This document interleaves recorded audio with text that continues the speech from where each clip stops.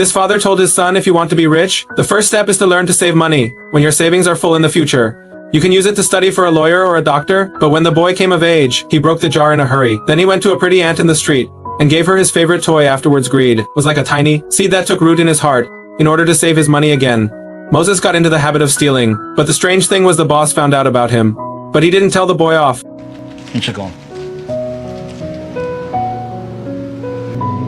Moses prepared a chocolate cake. He asked his father if he knew what day it was, but his father scolded him for spending money. He left him a belated blessing. He fled the house in a panic. Moses was used to his father's indifference as a son.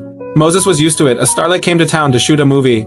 The streets were crowded with people. Mr. Abraham was in awe of the red sports car. If he'd been in the movies when he was young, maybe he'd be driving a sports car now. Maybe even have a starlet girlfriend. And then the starlet came into the store. She wanted to buy a bottle of mineral water. Mr. Abel asked for 5 francs. Je savais pas que l'eau était si rare ici. Mais ce n'est pas l'eau qui est rare, mademoiselle. Ce sont les vraies stars. Je vous remercie. The old man was very clever with a few words. He sells the water at a high price, and that's how he did it. Moses was impressed and said, "You've got guts," the man told him. "I gotta make back the money you stole from the cans."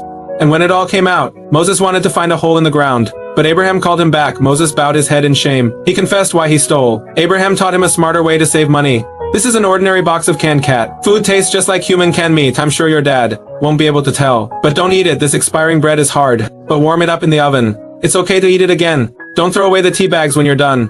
You can still brew it after drying it in the sun.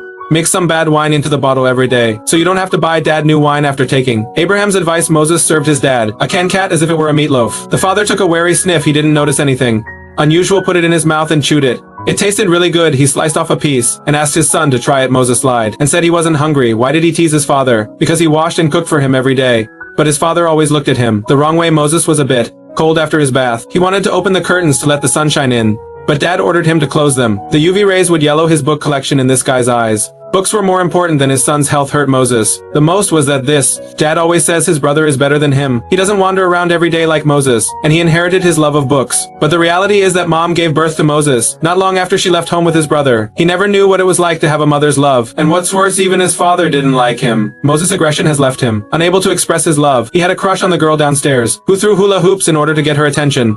Moses always poured a glass of water on her. Anyone in his right mind would know that's not a good way to get a girl's attention. Mr. Abraham noticed that Moses rarely smiled. Moses thought that smiles were for rich people, because money means happiness. A poor man like him doesn't deserve a smile. But Mr. Abraham told him, it's not happiness that makes you smile, it's the smile that makes you happy. Though Moses didn't understand, but he chose to believe the older Abraham.